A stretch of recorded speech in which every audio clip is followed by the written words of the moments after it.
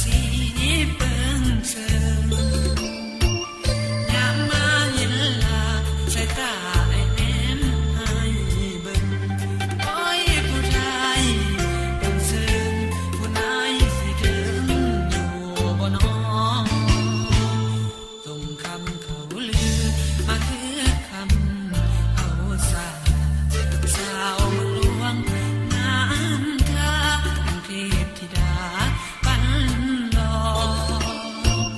ความงามกินขาดบาดหัวใจไอ้แท้นอบุญไอ้คงบ่พอสิได้ห่วมหอน้ำหอมสิคืนเมื่อสางกะทินจากปากนอสาดนี้จึงจะได้คนดีมาหอมมียังเพียงมอนกะลาใสสางคงบ่ถึงแม่เนื้ออ่อนถึงปักเสียงอ่อนวอนให้น้องบังอ่อนจงเห็นใจอีตนเป็ดเด้อยากนอนคอนซอนไก่ตีนกะตีนเปิมใหญ่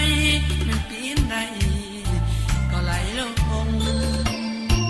เปรียบเหมือนกาน้อยใบไม้ใจเอาห่วงลมหากว่าบุญอายบ่ทรงคงบ่ได้เศร้าน้ำตา